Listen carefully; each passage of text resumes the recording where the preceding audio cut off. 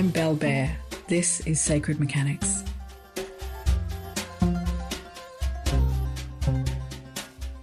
So imagine this. You're at work. You're in a high-level executive or corporate position, and you're in a boardroom meeting with the accountant, and you're discussing tax and financials for the year ahead and other very serious matters. And you can see lights flashing and zooming around the room.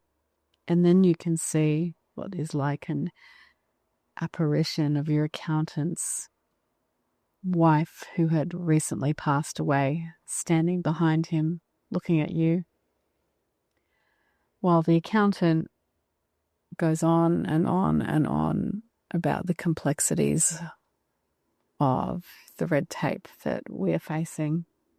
This happened to me and is one of many, many experiences I've had where a spiritual awakening was upon me, and so was my career aspirations and professional responsibilities, and also being a young mother.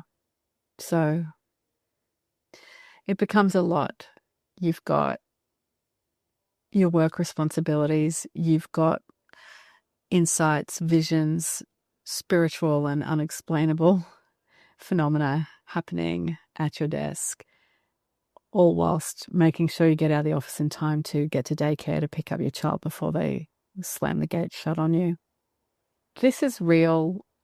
It touches a lot of people's lives, and it's really tempting when you go through the spiritual awakening process or begin it and you're in the throes of work to just suddenly, with this newfound knowledge and feeling, just throw the towel in and leave and go and, go and trek in the Himalayas or go and stay in an ashram for a while in India and just become that. But that isn't realistic or practical and doesn't necessarily bring you happiness, and it's not supposed to be the path for all of us. And some really insightful people and wonderful teachers and mentors have crossed, my path during this process, and I've got really great advice from them. And one of those pieces of advice was that every workplace needs healing. And the more spiritually aware or awake or attuned, or even attuned on that level of compassion and understanding of oneness in an office is perfect. What better place to start healing the world than from behind your desk? I think this is something worth considering if this is you right now, where it's like the ground is shifting under your feet, and this is just not part of the SOPs or in any corporate policy that you can find.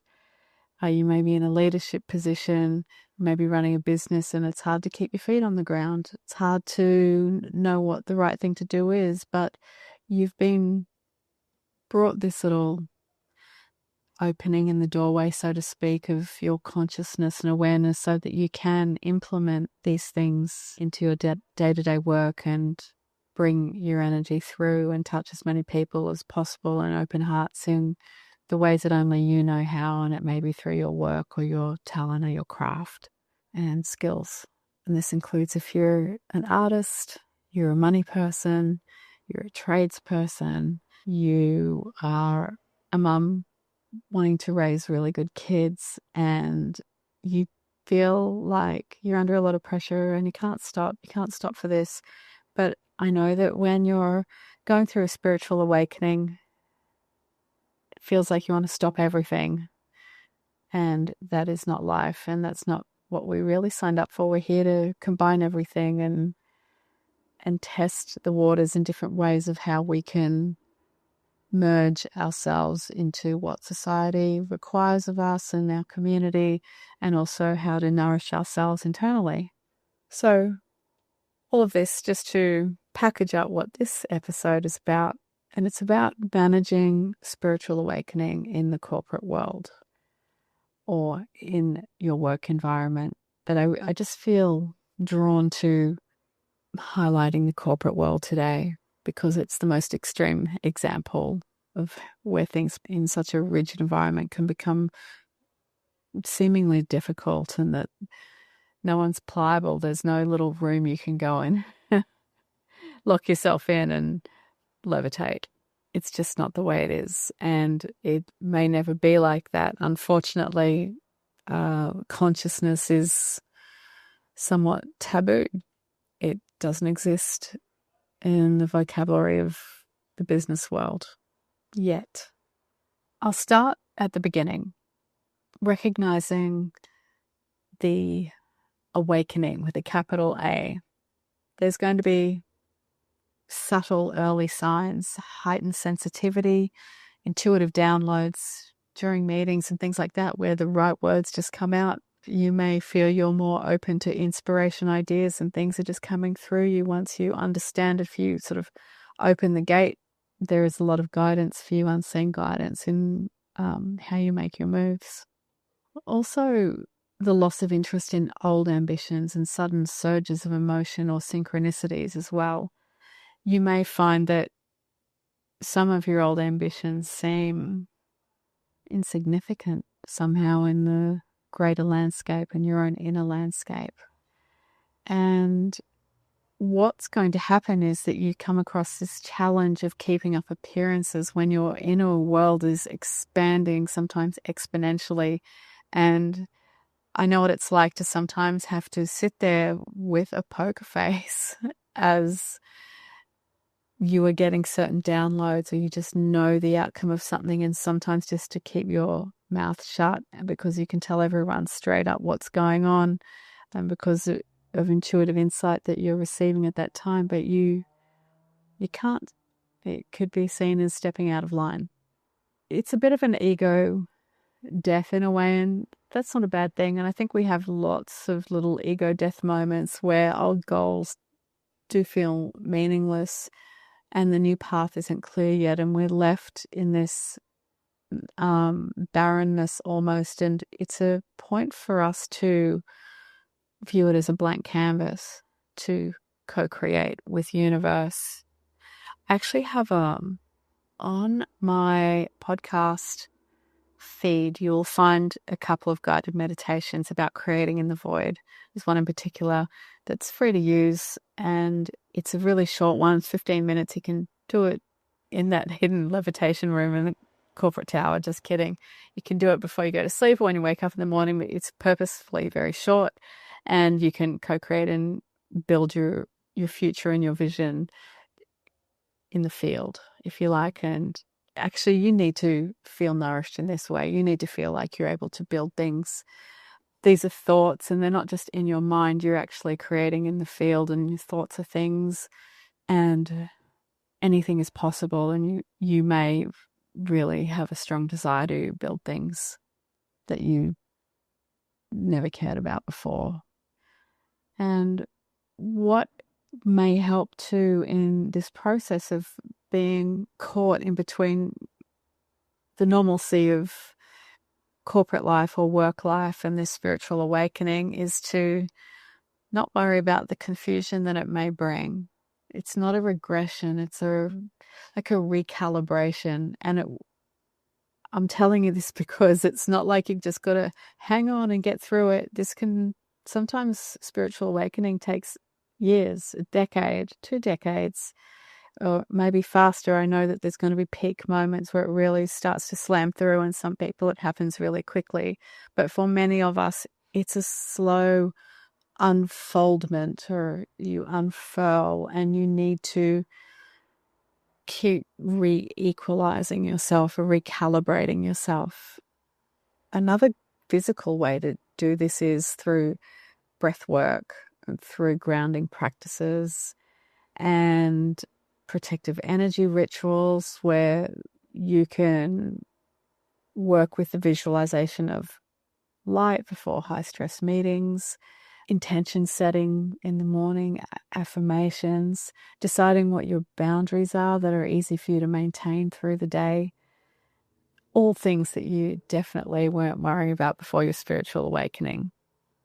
It's great to be able to use your commute or lunch breaks as a sacred space almost, where you can use these audio meditations, journaling, or a quick grounding walk.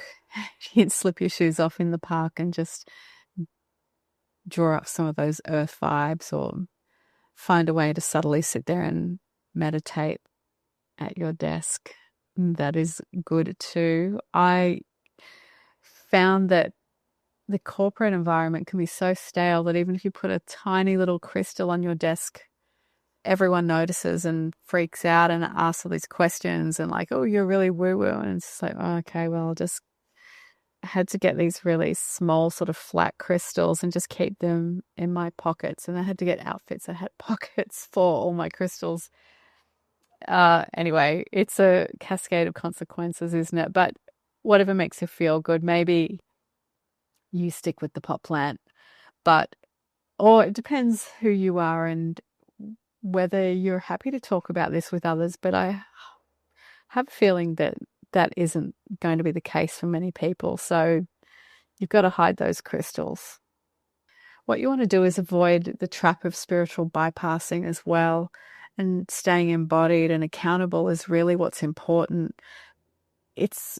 Spiritual awakening won't leave you alone. It's not going to go away. You could expend a lot of energy trying to suppress everything, but it's your moment. It's the universal shakeup. You must grow. You can't bonsai yourself. That's not why you're here. You have to allow this growth to occur. You have to find the most comfortable way to do it and find the best way to integrate this new way of seeing the world and your loved ones and your function and community and your work and your position in your family, and combine it and thread it together, plait it together. And this also means that energy management will become crucial for you as well, because you will grow in sensitivity to environments. Fluorescent lighting offers politics, collective stress. You're going to have to learn how to shield and clear your energy every day. You could learn how to do this yourself for at home. You can't do this at work. You can't do a sage smoke cleanse or anything like that, but you can at home. And there's sea salt baths or swimming in the ocean if you're lucky to live by the sea. And simply just learning to control and work with the mind and intention to release, intention to protect, intention to project love and good energy, and shield yourself from any negativity, because you don't have time or space for that. You just need to concentrate on your own expansion for the betterment of yourself. It's also good to be conscious of what you're ingesting as far as media and social inputs, and change, well, what a better word might be, curate what you consume digitally. And that can be fun because it's going to change frequently, and you're going to find subjects so you want to get deeper and deeper and deeper and get more detail. And even podcasts like this where I do touch on a lot of things. I don't go terribly deep on things. I feel I'm naturally wanting to help people new to the path, or at very general and basic levels. But of course, you can hit the books and you can listen to some other amazing podcasts like Know Thyself that have become, in some episodes, extremely complicated, scientific, and you've got to have your dictionary by your side for some of them sometimes. And I personally find this really stimulating, but sometimes we need a break from that, and we need to give our intellect a break and feel things from the heart and just use simple language and just break things down human to human without posing our, vocabulary or academic prowess as equating to how spiritual we are. We can be casual, fun, happy, and find joy. And that is a relief spiritually as well. There's also replenishment practices for empaths. Silence, solitude, and nature immersion is one of the best ways to do this as well. Now, with integrating your spiritual self at work, you can try some things out. You might really enjoy this, of working with your intuition professionally, reading the room, timing ideas, subtle influence, working on just notes of what you think outcomes will be or what's going around the corner, what your gut feeling is. Just that simple practice of trusting and getting to know that voice inside you.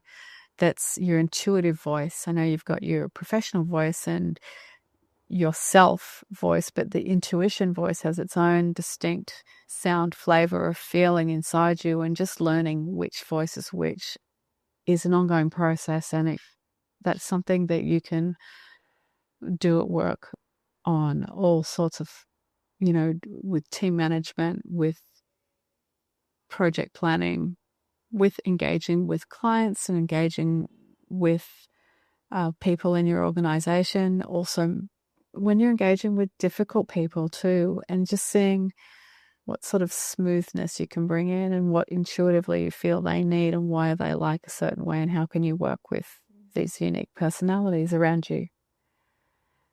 It's like being an undercover light worker in a way, where you're anchoring calm energy into a space and not preaching, not at all. It's just, it's internal in almost every way, I think, especially in the beginning. In fact, always, because of course work isn't the place for it, but you have to make space for it, and sometimes a lot of space. So it's going to change how you perceive things and how you approach things. So this is going to lead you to balancing authenticity with discretion. You don't need to announce your awakening. In fact, you won't know you're awakening until you're well into it, because there can be some really unusual things happening, and you're like, oh, this, and this, and this, and then suddenly you realize that you've actually traveled a certain distance on the path before acknowledging what is happening. And you can also use corporate roles as training grounds for compassion, leadership, and energetic awareness too. And through all of this process, you should frequently reframe career goals as part of your soul's evolution, with the bigger picture of all of this, with corporate people working in an environment that's absolutely not conducive to spiritual awakening or any kind of humanness or consciousness or spiritual growth in the way that we're talking. I mean, for sure, HR can organize a little meditation or a yoga class or whatever, but it's not, it's on the surface. They want to appear to be helping you in this way, but they don't want you to really go all the way. Anyway, it's a snowball effect that they can't control. Many light workers awaken within systems so they can transform them. Don't forget that. So the big picture is this. You work in a huge corporation, or in a highly corporate environment. You're a professional. You might be a lawyer or a finance person. Your world is rigid. You're in the system at the moment of spiritual awakening for a reason. And you can induce some sort of transformation within that with everyone that you work with, and how to really touch people in a meaningful way with your purpose whilst retaining a subtlety. I hope you get what I mean. It might be coming off as like, it's actually really hard to articulate. I'm just realizing that now as I walk deeper and deeper into this podcast. What I'm trying to say is that during your spiritual awakening, there are so many new tools that you will have access to that you don't have to leave your job or your career to use them.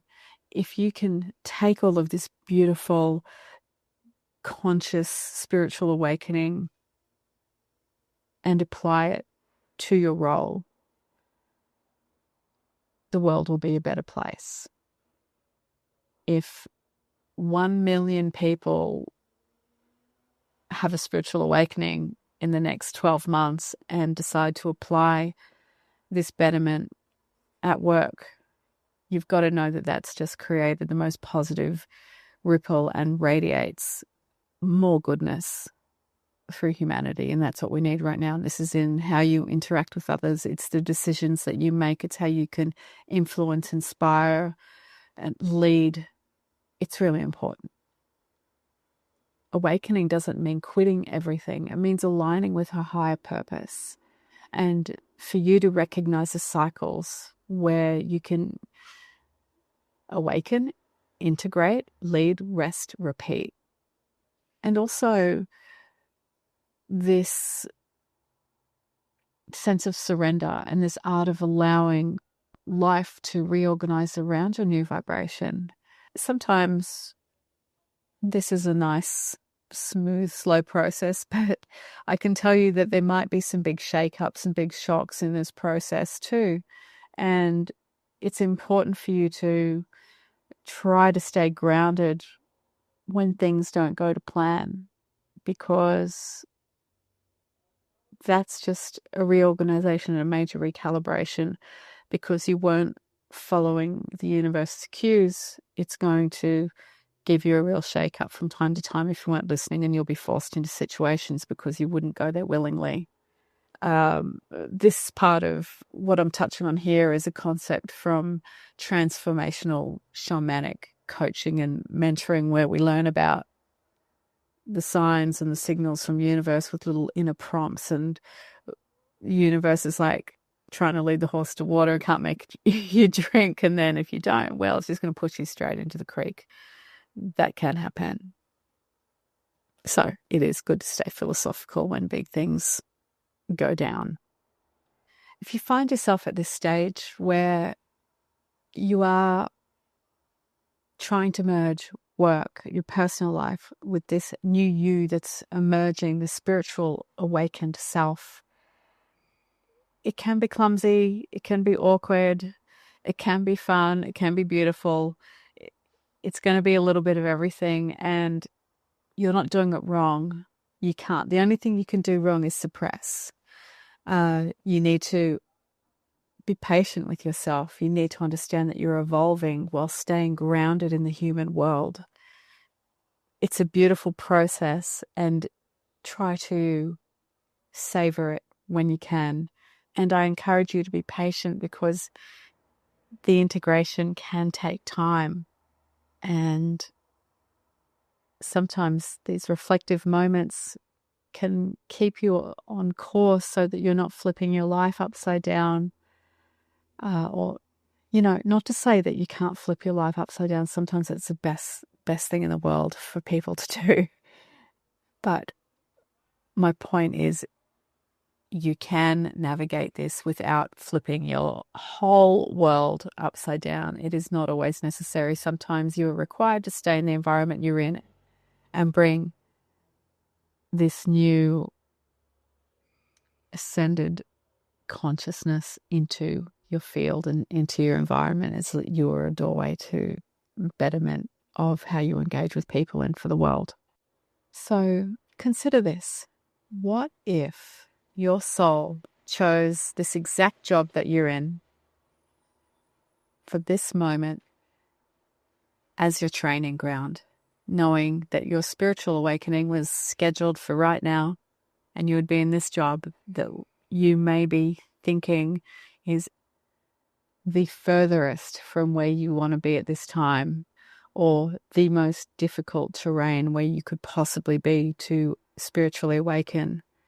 But that is perhaps the sweetness of the challenge, and deeper into the future, you may really appreciate how this has formed you and shaped you.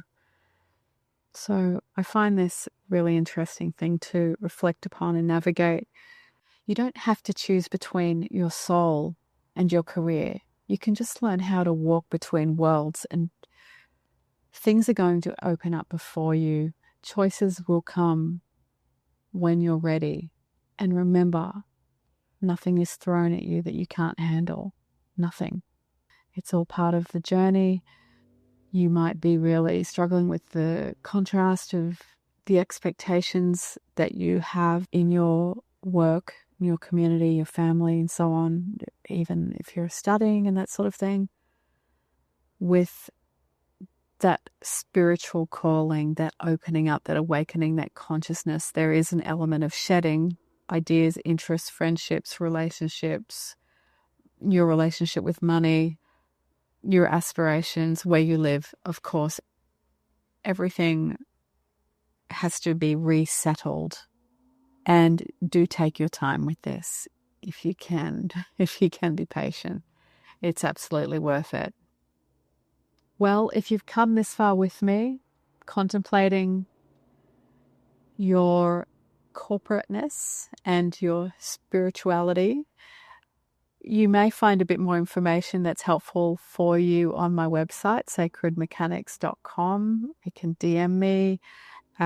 There's plenty of things that you can do to make this journey a little bit smoother. I have a little bit of content about it. There's plenty of reading that you can do as well. There's some classics and there's some more modern stories to help people along their journey. And there's also a little 10-day self-paced course that I've developed that's also on my website. It's really inexpensive.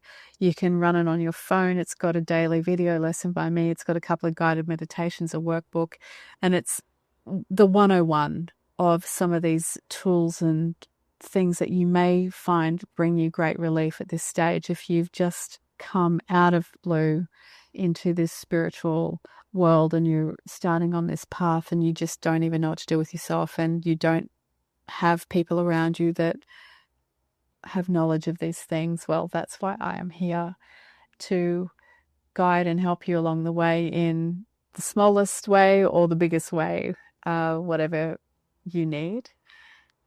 And please reach out and let me know what your experiences have been and what has helped, because I'd love this to be a two-way thing, the Sacred Mechanics podcast, and we're all constantly learning and sharing.